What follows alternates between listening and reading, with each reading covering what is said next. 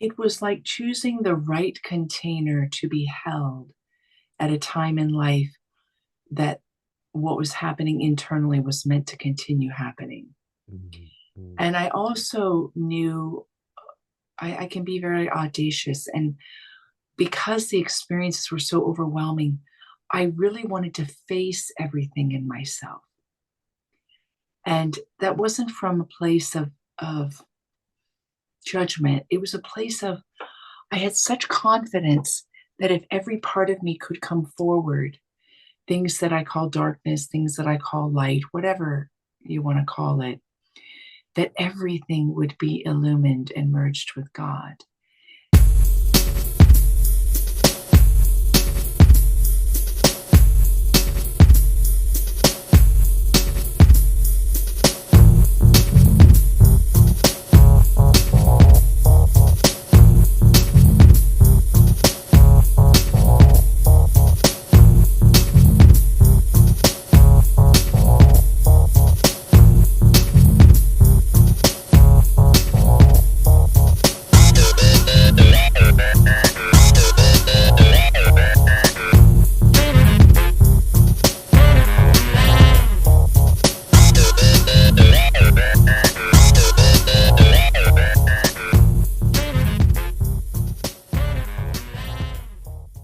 Welcome to Supernormalize, the podcast where we challenge the conventional, break boundaries, and normalize the seemingly supernatural. Join me, CJ Barnaby, in the liminalist space to explore less charted realms of existence and to unravel the mysteries of life experience. Each episode, I'm blessed with the opportunity to talk to regular people from across the world where they openly share their understanding and wisdom in service to others.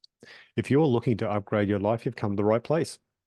Be sure to like and subscribe, and I'll bring you great transforming conversations each week. My treasured viewers and listeners, if you have a life story or healing modality or unique knowledge that you'd love to share, reach out to me at supernormalized@proton.me. Let's together embrace acceptance of the supernatural and unusual, what it really is, completely normal. Today on Supernormalized, we have Kimberley Braun. She's had a remarkable journey, unlike many, in that from a very early childhood, she actually started having unitive experiences, which actually informed her of her whole path. I mean, she did grow up in a Catholic sort of framework, but that was actually supportive for her because it was actually an ecstatic sort of framework. So she actually had grounding in her understanding what was happening to her in a way that actually that helped her to grow and to see a way in life that made a lot of sense. She clearly understood that she was put here to help others. This story today is about her helping herself and in her understanding, and then helping others and what she went through. It's an amazing story. She became a nun at one stage, and then went from being a nun into making a monastery, and now tours the world and writes books and helps people through her retreats and workshops. I'm sure you'll enjoy the show. I did. It's a great talk. All right. Enjoy. Welcome to Supernormalized, Kimberley Braun. Kimberley, you've had a lot of unitive experiences throughout your life that actually put you on a path of wanting to share that with others. I'm very interested in hearing about all about that and your life experience and what this all means to you and how you want to share that today. So thank you very much for coming on the show and welcome to the show. Thank you. It's really great to be here with you. Yeah, yeah. So you actually started having unitive experiences when you were very young. How young was that? Well, from what I remember, it was 5 or 6. Yeah. There are some things that my parents tell me that happened when I was younger than that, but I don't remember those things. What was your first one? So the first one, and what I was experiencing, which was the quality of the first one and all of them, was that as life was happening, I would find myself uh, having a pause, like wanting to understand what was happening, and time would seem to stop. And then I would be plunged into a deeper sense of reality. But the very first one, which is really a beautiful story and has formed my worldview that's even alive today, was a day that I was walking home from school. So I was super geeky. I loved school. Fall was my favorite season, and we lived in Cincinnati. And one day when I was walking home, like all the other days, it was so beautiful. The leaves had all been turning and the wind was picking up and it was a little cooler and everything seemed alive. And this day, it felt so alive. It felt like the whole earth was dancing. So I began whirling home like a soupy dervish, though I did not know what a dervish was. And I began whirling home and I found myself completely caught up in the bliss of the dance of nature. Mm. When I got to the end of my cul-de-sac in front of my house, I stopped and I was just taking it all in wordlessly. And then a series of moments happened that were very pivotal for me. And I'm putting words to it. The words, as you probably know, are really, they fall short in these Boy. experiences.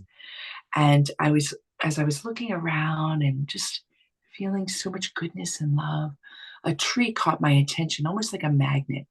And my eyes were like, whoosh. And then one leaf on that tree pulled my attention to it. And as I focused in on that leaf, the leaf was teetering on its branch, and then it fell off the branch. And when it fell off the branch, out of nowhere, deep within my own soul, gut, center, came this sadness, this anguish. It was, is that it? Is that all life is about? Because my felt response was that the leaf was dying. And so as that question came forward, that I wasn't thinking with my brain, as it came forward, time stopped. And it felt like just the world opened up. And I had this direct experience that the leaf, this is my language then, it's not my language now. The leaf was in God and God was in the leaf. And in that direct experience, I experienced that I was in God and God was in me, and that all of life was about one thing, and that was being and becoming in this knowing. And it washed any concern I had around death, around life after death, around why I'm here on earth. All of those really important big questions that we all have to go through were answered in this experience and just washed from my body. Mm. Wild. That would have been beautiful to experience that. And it gave your life meaning from that point. Yes, What was the yes, meaning that it expressed for you then? I mean, what did it do to you as a child? sure. So for me as a child, I was filled with joy. And what happened for me as I came out of the experience in my mind, because I'm very intellectually curious, something in me connected the dots. I was like, wow, this is what joy is about. And then there came this unspoken commitment. I'm going to spend my life exploring this. And in that instant, I knew my life is only going to be about this. Like that's what it was for me as a child. And it offered me context for all the unusual things that happen in our life, whether they're joyful things, whether they're sad and challenging things, they all found a home in that experience. Sounds like you picked the best travel brochure for a life, and I know, right? Yes. that's really cool. So you're growing up from a child with these experiences. How were you accepted by your peers with this understanding? I mean, I know when I was very young and I had these sort of connective understandings that it felt pretty hard to express that as a child. I mean, I didn't get support. How did that happen for you? I made, I think, what's a normal assumption that everyone was having these experiences. So I never Yeah, spoke about that's what I thought. any of them. And even some of the ones that are a bit more like phenomena, I never shared any of those things. It just didn't dawn on me. Looking back, it's interesting. And I think part of that was just the culture, being raised in a time when your parents are really loving, but they don't think to sit and talk with you about deep things. Mm, mm. Yeah. Did And friends I never shared. I don't know. Did you ever share with your friends? I I never shared with did. you. I did. They You thought it was did? weird. Wow, I'm so glad you shared with them. And I bet that that made that hard on your heart, but It I did. didn't even think about it. It actually was really challenging for me because I tried to share it and I got pretty much labeled the weird kid, and Mm, it wasn't really good. It actually spun me into suppression of all of this understanding, and in that was came sort of self-medication using alcohol and marijuana and things like that as a young child. Didn't didn't really help me. And after about maybe 10 years of basically hurting myself to try and stop, you know, being so weird, I had to let that go. I went, no, I'm a weirdo. This is okay. yeah. Wow. What courage. I know that happens for a Mm, lot, that pushing down. I think in some degree we all do a little bit, right? Until we either we have a sense that we fit and belong or we let go of that longing. mm, mm. That can really hurt the heart. Yeah, but you can grow through it. I mean, I think it's actually tempered my spirits in different sorts of ways. So I did learn from it, which is a good thing. Right. So how did your life experience roll out then from being a child growing into a young adult with these understandings? I mean, it seems like something that was almost continuous for you. It was. It really was. One of the blessings in my life was that my mom and dad were involved in a charismatic movement in the Catholic Church. Oh, wow. So when I was young, right, some priest came to that church and was an instrument for all the gifts of spirit. So laying on of hands and instantaneous miracles and prophecy and all sorts of things, tongues as well, but that was less there.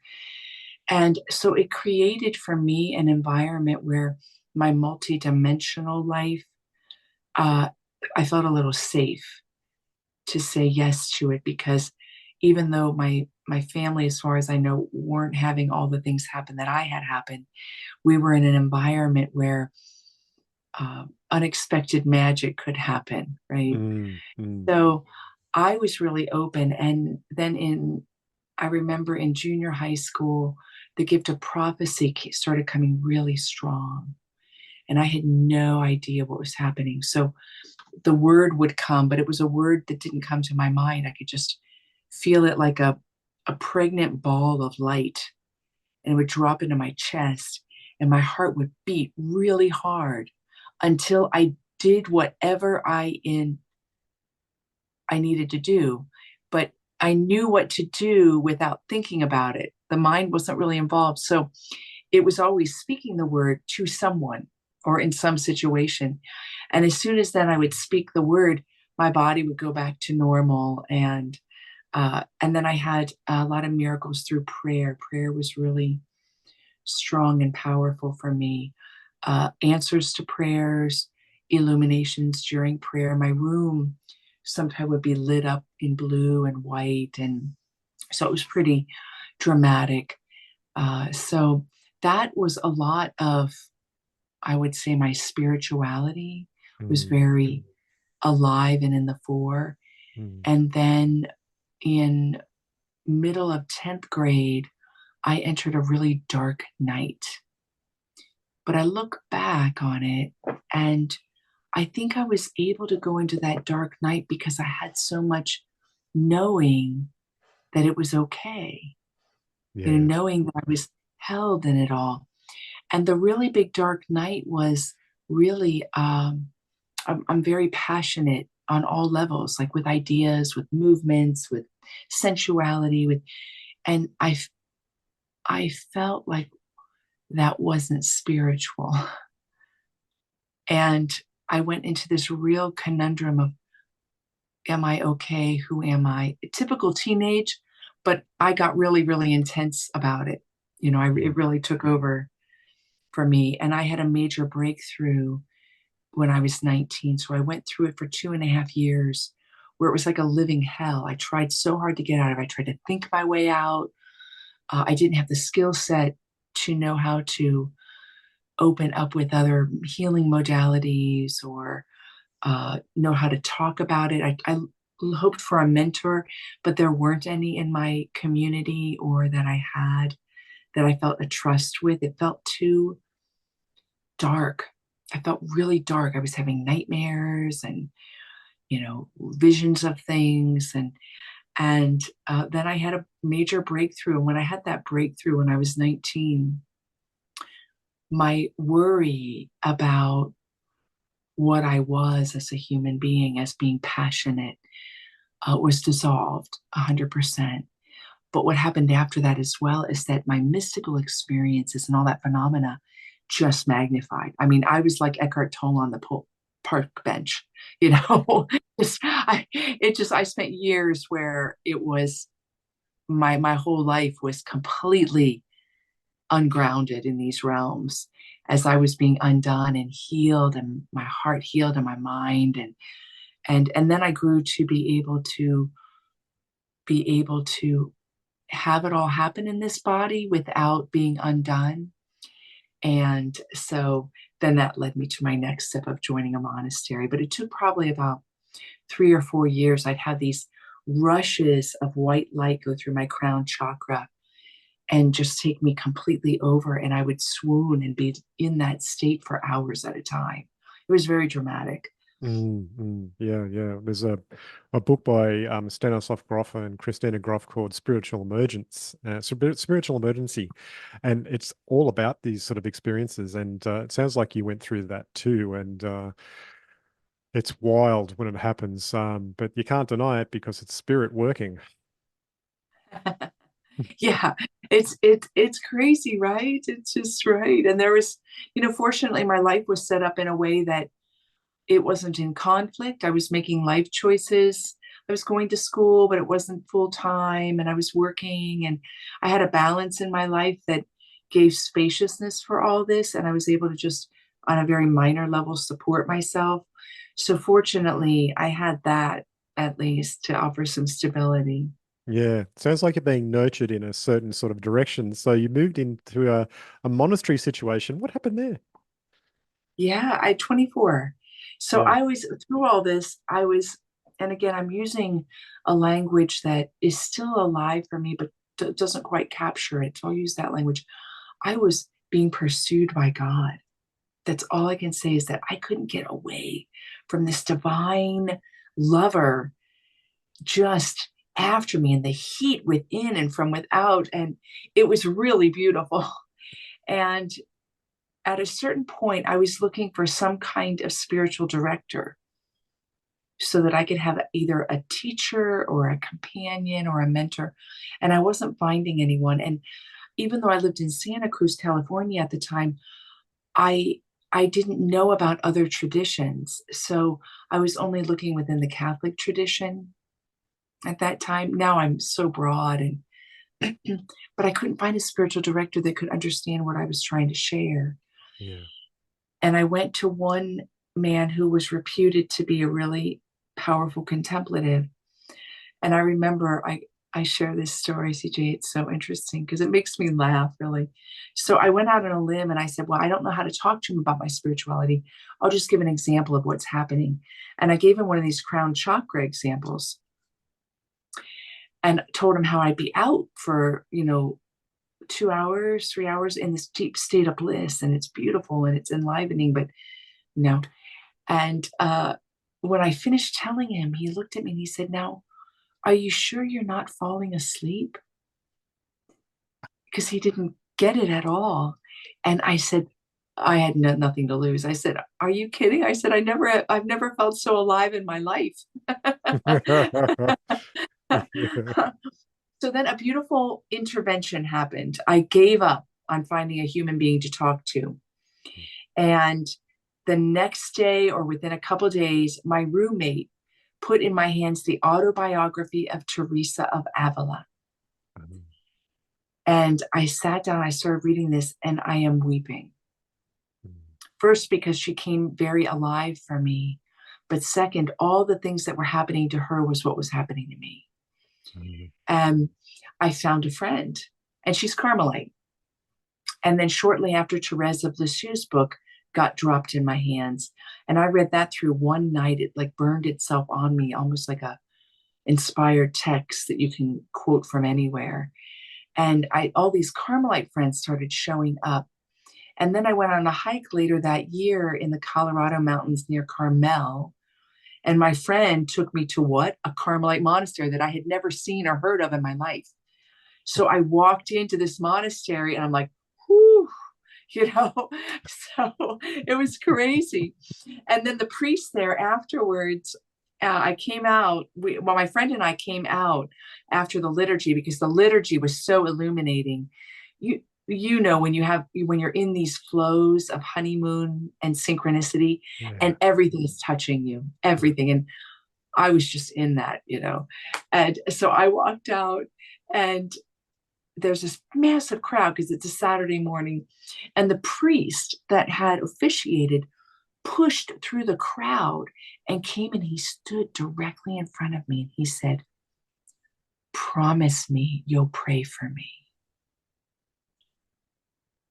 Right? Wow. Right. Yes. He can see what's going on, right? That's what's going on. Yes. Yes. So all of this was happening, and it was like a no-brainer to join the monastery because it was like I was being set up left and right.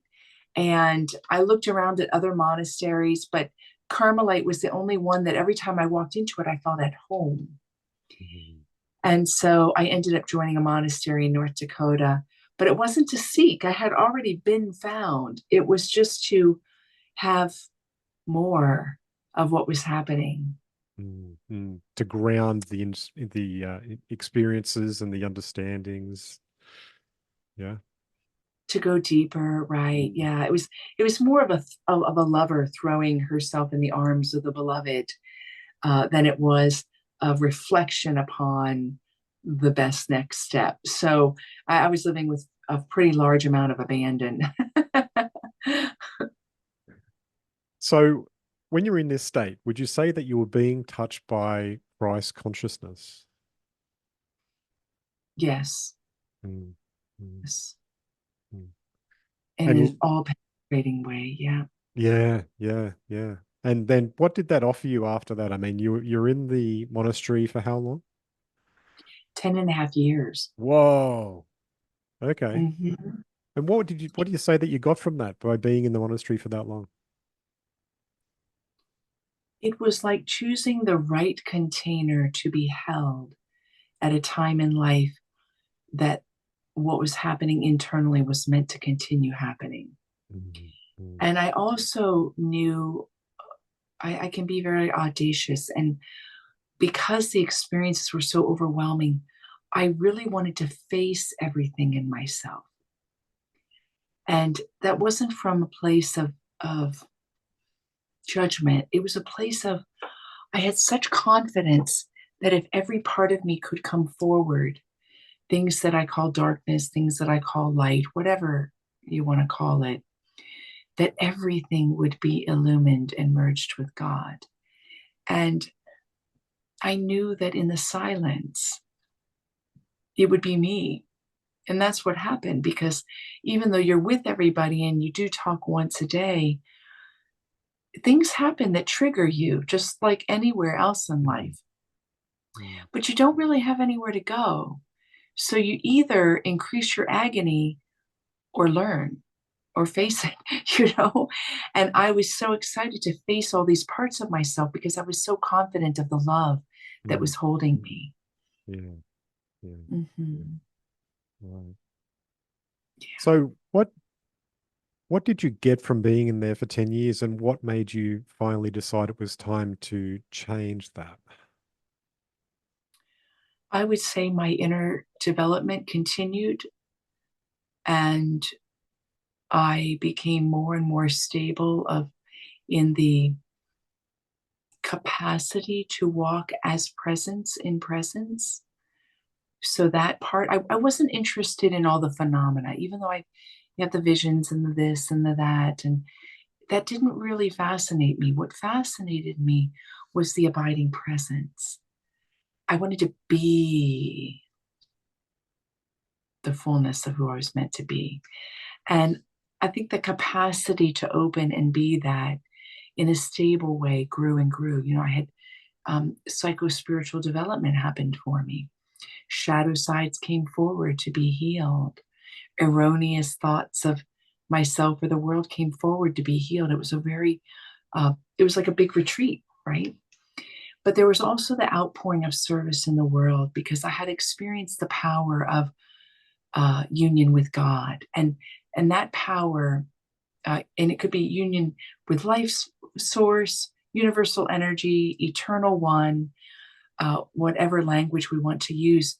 That union has a ripple effect that we get to participate in the uplifting and healing of the world. And I felt very much of service while I was there. So those two things were very alive. And I took solemn vows, CJ. So I never thought I was going to leave. Mm. Yeah. So I was deep in vows. I was very happy. And then in about my 6th year, might have been my 7th year, I was out. I had joined, I was in North Dakota, and they asked me to go to a monastery in Texas. And that monastery in Texas was very new and very young, and there were only 4 nuns there, and they were much older. But they needed young blood. They needed support. So I said yes to going, and I went 2 weeks after my solemn vows. And the monastery down in Texas was a converted house, very different. North Dakota was a built monastery, very established. We lived off the land. There were 20 women. The rituals were rich and deep. The schedule was solid and continuous. So I stepped into a very strong container of a community. I went down to Texas, and we're in a converted house. We need to abbreviate all the rituals. We can't live off the land. It's too dry, and we don't have enough nuns to do it. And the lifestyle is very different. But what was beautiful about it is it was very Zen-like. It was very simple. And I loved that just as much as the richness of North Dakota. But one thing that was challenging for me was that we were so beloved by the community. We were visited a lot. And the small house made you hear it all a lot. And I was longing for the silence. So I went out back during a time of meditation, and my heart was just longing for silence. And as I was longing for that silence, I heard, build the permanent monastery. Hey everyone, I'm excited to share that you can now support the show on Patreon. Go to patreon.com/supernormalized. Your contributions help me to create even more amazing content. Please check out the link below in the show notes and join our community and unlock exclusive perks. Thank you so much for your support. And I gave this massive yes, but I thought that yes was, we as a community are going to build the monastery, and this is going to happen. What ended up happening was I actually was called forth to build it myself. Oh. I became the general contractor. I became one of the designers. I became the person that was the spokesperson for it. I was downloaded with the ability to do shop drawings, to manage 10, 15 crews a day, to solicit donations, to manage the flow of a 17,000 square foot mission style monastery project. I was downloaded with this knowledge, and it was easy. It was light. Isn't that crazy? Yeah. So you got the download and you started working on it. I did, but my roles came in increments, because what happened was I was downloaded with more than what I realized. Then every time I spoke of it, I knew how to speak of the project, and people always wanted to be a part of it. I became the spokesperson, and then I started doing the architecture, and then we were going to hire a general contractor, but this man, by Michael Box, beautiful man, he's in my book, he told me I should do it. So it was like a step by step.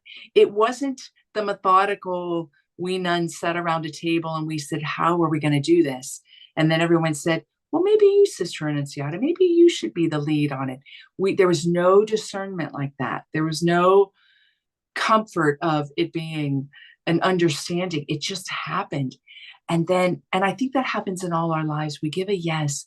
We have no idea what we're capable of. We have no idea what we're really stepping into. We have no idea how one thing will build on another and build on another and build on another. So I ended up doing it. And during that time, it was great. It was beautiful. It was powerful, ended debt-free.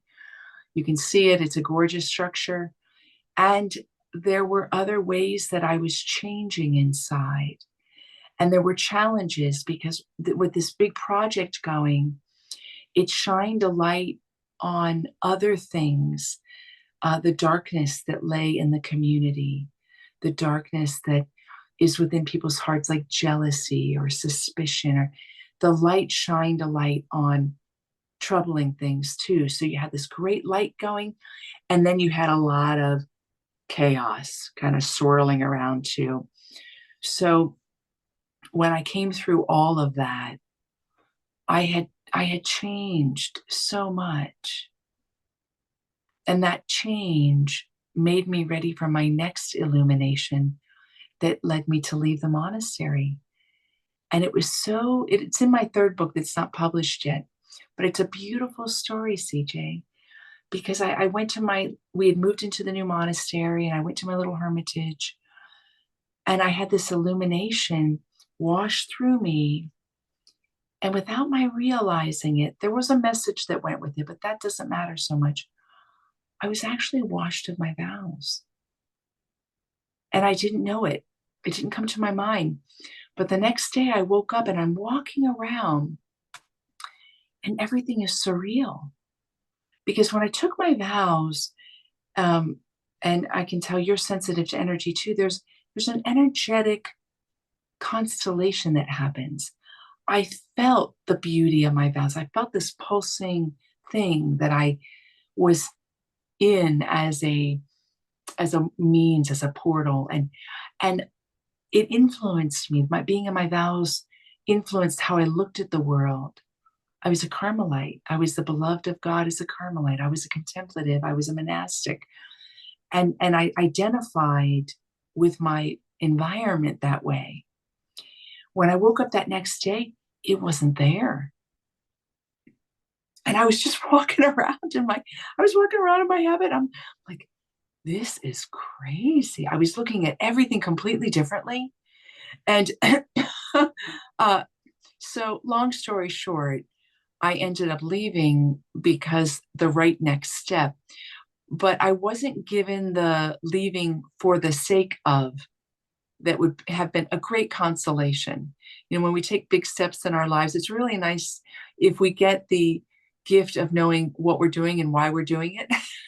But all I was given was, this is your next step, period. So, yeah. When you got that, it must have been quite shocking for that change to come over you. Yeah, it was very strange. It was easy and peaceful. I wasn't fighting it or confused, but surreal is a really good word, because it was like my eyes were adjusting to everything. It's like when you come blurry through something and then your eyes start adjusting. That's a bit how I was internally. Yeah. I looked at obedience differently. I looked at poverty. I was looking at everything different. I looked at all the nuns, my sisters, differently. And it was like I went from being where I belonged to being in a land I was visiting. That's how it felt. So spirit led you in another direction to create this monastery somewhere else, right? Spirit led me to leave. I got a scholarship to go to seminary and do my grad work.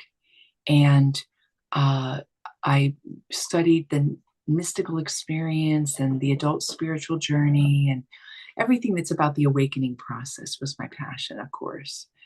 And so I had a wonderful time in seminary in DC. I got a scholarship, things lined up. And then I started an active ministry, first within the Catholic Church. And then it became very clear that my spirituality was very universal. It wasn't a tradition. It was really a mystic essential path. And so I began working with people of all backgrounds. And as I straddled those, then I ended up getting banned in the Catholic Church. So then my whole focus, of course, was everything else. So since then, that's about 2007, since then, I've just been leading retreats, traveling, writing books. People bring me in to offer keynote talks, being of service in any way I can be a friend to other people. Right. Sounds like you stepped out of the framework of the church to actually expand people's connection to the divine. Yeah, definitely so. And I would have stayed serving in one capacity within the church if I hadn't been banned. That was a sad moment to have all I was seen as heretical. But where a door closes, a window opens, right? So So what did you do with your life after that? I mean, you've been through a lot and you've learned all these methods of connecting to spirit. Did that lead you to start helping people? yes. So I've been completely of service the past 24 years. Mm, And again, I've had a number of roles. I do one-on-one work, healing sessions, spiritual mentorship, so people can connect to the divine at their center and live from there in a stable way. But even more now, I offer keynote talks. My third book is just published. My second one, Beloved Found, I have right here. It's a book of poetry. mm, And I travel. I do online courses and things like that too, but everything devoted to the service of the awakening process for others. mm, mm. How does one live a life of greater freedom and peace? It's a big question, and I'm sure that that's among the questions I suggested, Yeah, that's right? right. Yep. I love it. That's accurate. Right. So it's universal and it's individual. The universal answer, as I've experienced it, is the opening to the eternal pulse at our very center. When we open in that way, we discover freedom. Peace is the fruit of our awareness. So that's universal, I believe, for every human being. The how part is very individual because each one of us has a different temperament and personality. And to develop the capacity to live a life that is free and full of peace, we make the choice that that's a priority. And then we look into what helps us develop the skillfulness. Groups are very good. One-on-one sessions are very good. I'm a big meditation teacher. I think meditation is one of the quickest ways to come into contact with that juice, if you will, and to live in that flow. So the path is very individual, but the premise is very universal. Mm, mm. You talked about meditation. Do you have a method that you like to use? What I have my own method, but within that method, I'll tell you the method. It's a threefold method. Okay. Within that method, I introduce people to all forms. So everything from Vipassana to mantra to breath to heartbeat to imagination to observation. I'll help somebody find what really works for them. Mm, Because part of the fruit of finding a practice that works for you is you end up not wanting it to stop. mm, mm, You don't end up saying, oh, I give up, or this is too hard. You end up wanting to continue. But my threefold process that I teach in greater length is it's actually the psychological setup of ritual. The first is separation. Your meditation practice, you want to always choose a stepping away from your activity, stepping away from the way you're thinking about things, just stepping away from any of the conditioning to step into. The second is liminality, and the third is reaggregation. Liminality is where you have the practice. It's the body of the practice. And you come to the edge of all you know, and you open to the unknown. And that's the body of the meditation, which can happen in any of the forms I mentioned and others. And then once that time is ended, reaggregation is an integration process where you walk forward changed. So instead of it being, oh, that was great, and then you go back into stress, there are practices that can integrate on a cellular level. So you walk forward incrementally changed. I love that. When I do my meditation practice and when I'm just coming out of it and I'm still in that sort of space where I'm almost infinite and Yes. and the eyes just open, and that's when I start. I actually do prayers, and I pray for everyone, and I pray for the world. I pray for peace, and I bless the world, and I bless peace, and bless my family, and I bless my friends, and I use that space to sort of spread that pure infinite energy to as many places as possible to try and touch everyone. So I understand that aggregation, and then carrying that forward. That I believe, giving that out to the world sends it back to you too. So yeah, that's a big thing. I love that. Yeah, and well put. I like the way you spoke about Mm. In what it. ways do you believe love is at the core of our existence? Well, I think you can see in my experiences that it's direct for me. It's very immediate. And love for me is a word that is an aspect of the divine. And it's got this paradoxical, it is the divine, and it's also an aspect. So it's the being part, but it's also the becoming part. So there's an agency. Love is a generative quality. And I think the word quality falls short. My experience and my belief is that all creation is an expression of this love, that it came into being by the agency of this love. And therefore, by it being the agency of love with coming forward, it's at its very center. If something comes into being, there's a certain operative, fundamental chemical or alchemical thing happening that's bringing it into existence. And that is love, as I would talk about it. And love, I think we could have a whole hour-long conversation on just even what that word is. But that's how I would speak of it. And knowing that provides great consolation, because then we know that everything is benevolent. And it doesn't feel that way, especially, on our earth. Things don't appear very benevolent at times. They can seem very much, good and evil and black and white and dark and light. But at the essence level, what would it be like if we became aware that everything was love? We wouldn't overlook these conflicts and tensions, but we would come from a different place in relationship with them. And we would become an agent to cast out all fear. So when we embody love, fear is naturally dissolved by our very being. Yeah, that makes a lot of sense. How do you incorporate your understanding of this divine presence into your retreats and your workshops? So since I've been doing retreats for so long, I do workshops occasionally, not as much as I used to, but there isn't anything but that. So the idea of divine presence may not be the direct theme. Like, we're going to talk about divine presence, but it is like the blanket that's surrounding us, or the house that's holding us for the retreat. Divine presence is really what it's all about. It's what's brought us together.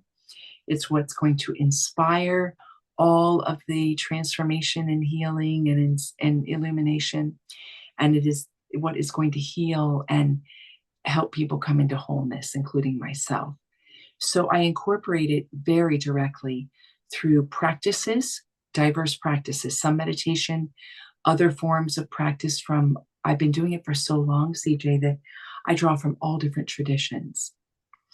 And then also through talks and inquiry. I think it's underestimated how powerful it can be to give the mind something really good to think about. Not just move away from the mind, but offer some real deep reflection so that the mind too can heal. Mhm, mhm. What advice would you give to someone looking to explore their own spiritual journey? Mhm. Pay to have a professional guide, or find a guide. I know with some traditions, those guides are included just in being part of the practice. Mm, Look for the right person for you. Trust and believe in the stirring that you have mm, to explore your spirituality enough that you prioritize it, and engage in a companion, in a trained spiritual director, and whatever the title might be, to go the long journey with you, so that you can have the reflection of what's moving by way of spirit, and where you may be having a shadow or a fear, and where you may feel uh, that you're really open, but you doubt. Having a friend on the journey is so powerful. You can develop and move so quickly having a friend on the journey. You mentioned before that some of the states you were in were very Zen-like. And do you have a bit of a practice that works with the sort of Zen sort of space that is understood? I'm not trained in Zen Buddhism, but Mm, yes, I would say that in many ways, my life itself has become very pregnant in silence and very simple. And I think Zen looks to strip away all that things aren't, and provide the innocent, simple clarity of what is. And so, in that way, with that understanding of Zen, that comes into all that I do.